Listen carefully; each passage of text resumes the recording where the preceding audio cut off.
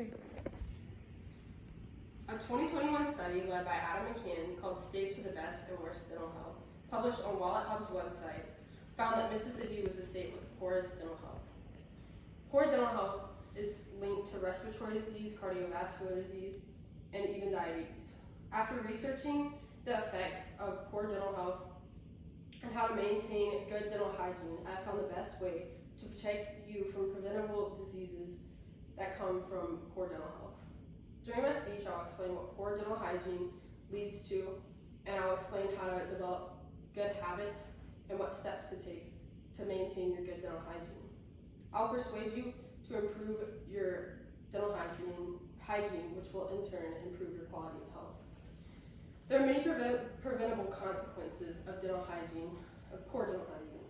According to a book called Improving Access to Oral Health for Vulnerable and Underserved Populations, written by a team of institutes led by the National Research Council, published by National Academies Press, oral health affects speech, nutrition, growth and function, social development, and quality of life. As children, oral health is extremely important. The National Research Council found that there were rare cases where untreated oral disease in children had led to death. According to Elena Bowman's article on the University of Mississippi Medical Center's website called School Works to Fill Mississippi's Dental Gap, almost 31% of Mississippi's third graders had untreated tooth decay. The National Research Council found that there was strong evidence that documented the clear linkages between oral health and respiratory disease, cardiovascular disease, and diabetes. A lack of good dental hygiene as a child often leads to a lack of good dental hygiene as an adult, and that increases your risk of developing these diseases. Bowman's article states that neglecting one's teeth leads to higher medical bills if dental disease like tooth decay is untreated. Mississippians lack knowledge on the importance of dental hygiene. Since the knowledge of dental hygiene is so important, how can we take better care of our health? The most basic principles in good hygiene is brushing your teeth 2 times a day for 2 minutes each time and flossing. But there are many more steps that can be taken to improve our dental hygiene.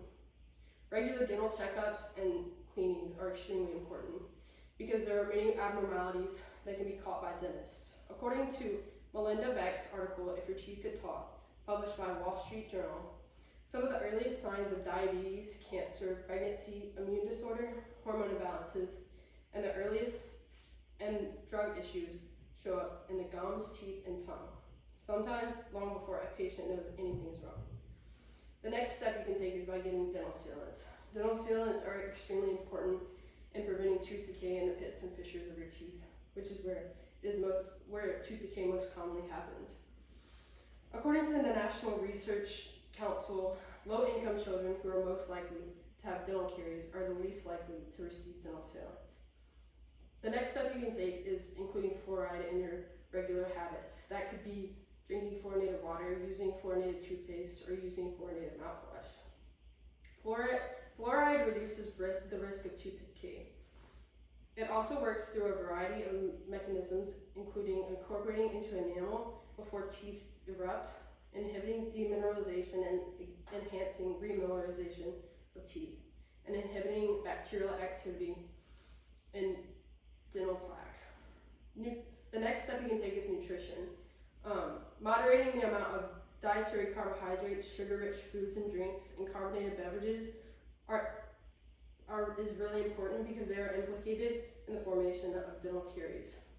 The last step you can take is avoiding tobacco use and drinking alcohol in moderation, because together tobacco use and excessive alcohol consumption accounts for 90% of all oral cancers.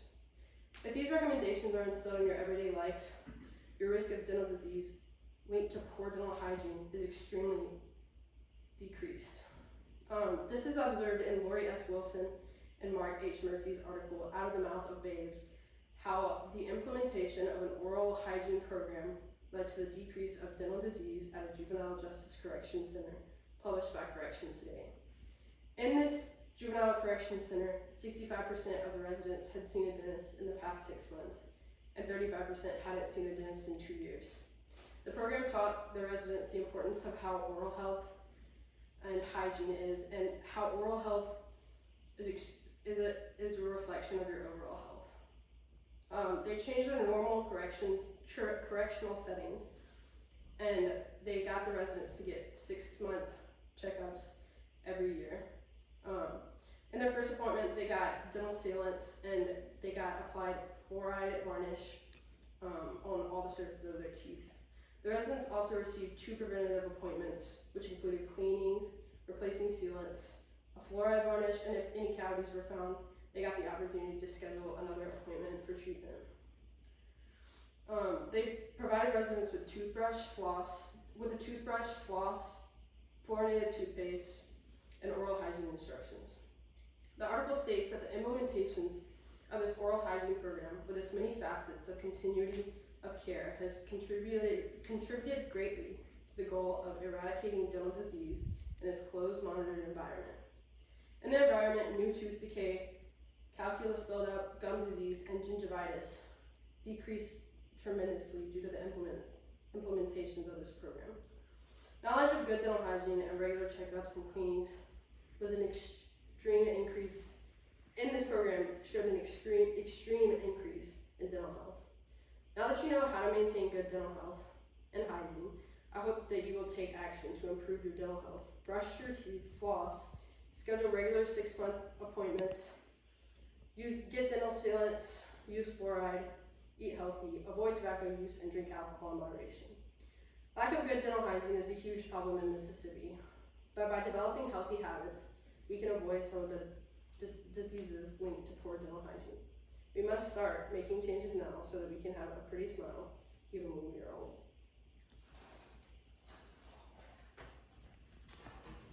I just forgot about